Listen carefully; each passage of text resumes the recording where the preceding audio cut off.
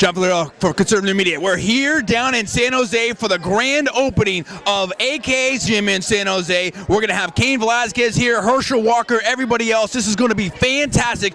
This place is packed. It looks amazing. I can't wait to bring you everything. Stay tuned right there. That's why I'm going to tell all the young kids here is, you know, guys, don't let anyone tell you can't do anything.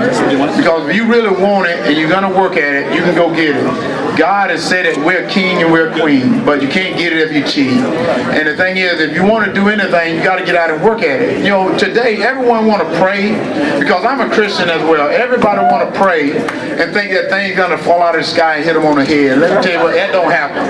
You have to get up, you got to start doing something. Because let me tell you this, I want to tell you this story. How long do I have? Another 5. I want to tell you this story about this man that had these 2 little twin boys.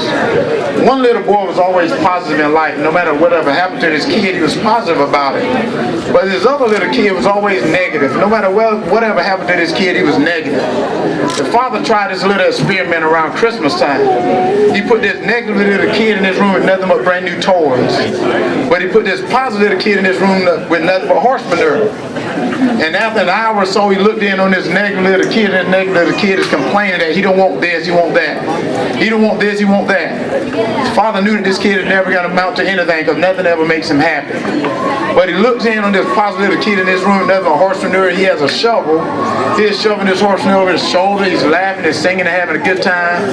First thing the father thinks this kid is crazy. But he asked him, said, "Son, what's going on? What's going on?" The little boy looked at his dad and said, "You know, Dad, as much horse manure as there is in this room, there must be a pony at the bottom of it." Oh, that's right. I heard that. The reason I'm telling all the young kids that is, no matter how hard it gets, you can still accomplish something if you continue to see the bright light. Sometimes we forget about to see the bright light because we think it's so hard. You know, like I said, I grew up with a speech impediment where I could not put a sentence together. And all the kids used to beat me up. People don't realize I used to get beat up every day. And I remember today in the 8th grade, the last day of school, there was a kid named Anthony Logan beat me up. I still remember the kid's name because I'm going to get him back if I can find him. Seriously. Hey, I have this multiple personality, and one of them going to get this kid back, but I can find this kid. But this kid beat me up. And I remember going home that summer, and I said, this will never happen to Herschel again. And that's when I started doing all the push-ups and sit-ups. And you know, and I've been blessed ever since then. And I'm going to leave y'all with this here before I go, because she's going to make me go do something else. But y'all ever seen Rocket? Y'all remember they held like about 40 of those different Rocket shows. I think this is Rocket 5. Where Rocket was teaching that one guy from Texas that boxed. And he taught him how to box, and this kid got so good that he decided he's going to leave Rocket but go over to this guy that looked like Don King. And he went over to this guy that looked like Don King, and then made him become the champion of the world, but the fans booed him. And all of a sudden, the guy that looked like Don King told his kids that, you know what, they just like Rocket so much, the only way you're going to be a heavyweight champion, you got to beat Rocket. And if y'all remember, Rocket had got out of the fight. He was in this bar drinking with his brother-in-law, and this kid showed up outside challenging Rocket to fight. Do y'all remember this scene? And all of a sudden what happened, it was so great, because I always see God in everything I do, but God shows up in this film, because what happened was this guy comes into this bar and try to challenge Rocket to fight, and Rocket don't want to fight him, but Rocket brother-in-law steps up, and Rocket brother-in-law got hit in the jaw and got knocked down. So Rocket called this kid outside, say, "Okay, let's go at it." So he go outside, and first thing I'm thinking is this kid don't know that this is Rocket movie, that he's gonna get beat up, but this kid don't realize that. But he called Rocket, they start fighting, and this kid start beating up Rocket.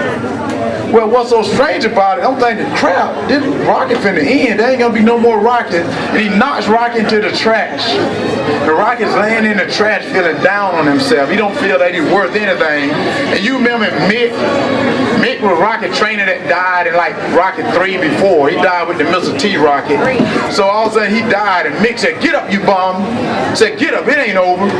And Rocket get up and the music started, and you go, uh-oh, something's about to happen now. So Rocket said, come on, one more round, like that, and Rocket handled business. And I said, that's the way God is in our life, that we get knocked down sometimes, But there's a guy up there that died for us that's saying, get up. I don't think he's calling us a bum, but he's saying, get up. Say it ain't over. And that's why I say that no matter what, it's nothing over. That's the reason I fight. Because, you know, people saying, Herschel, you can't do this. Herschel, you can't do that. Well, all my life I've been doing what people say you can't do because people don't know what you can do.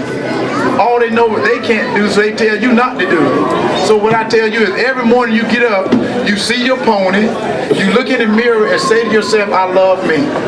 Because if you don't love yourself, no one else is going to do it. But when you love yourself, you got to be ready to go get it. Now, do you want to preach like George Foreman after Oh, you no, fight? I can preach. I do. I feel it. My mother, I can be a preacher too. But I tell everyone, if you watch my last fight, this is what really happened. And Harv don't like me to tell the story. What really happened in that fight, I think I scared my opponent during the press conference. You guys didn't see the press conference. But I almost told my opponent at that time that, hey, I'm here to beat people up. I'm not here to play. And I think I scared him. And the problem I had is I started feeling sorry for the kid because he was walking around, he was looking timid. So I was thinking, oh crap, you know, I can't beat this guy because I met his girlfriend, and I started feeling bad for him. I never felt bad for somebody I'm about to beat up, or somebody I'm about to compete against. So what was weird, I got into the fight, and I wanted him to show that he was ready to fight. So when he kicked me the first time, it wasn't that bad. I was like, oh, maybe he got something else. But when he kicked me to the head, I like, dude, it's time to get it on now. And what's weird is that's the way I say in life it is. Things get hard, but what you got to do is you give them that walking shake and say, okay, we can go at it now. And I said, that's the way fighting is for me. I love competition. I love to compete. I compete at everything.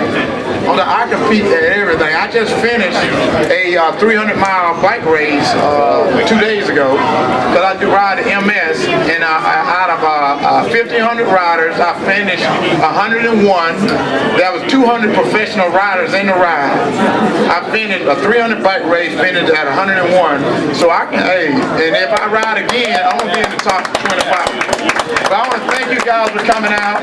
Let me tell you, I think Joanna and Hob have a beautiful place here. This is a state of the art. You can get it all here at AKA. Thank you guys.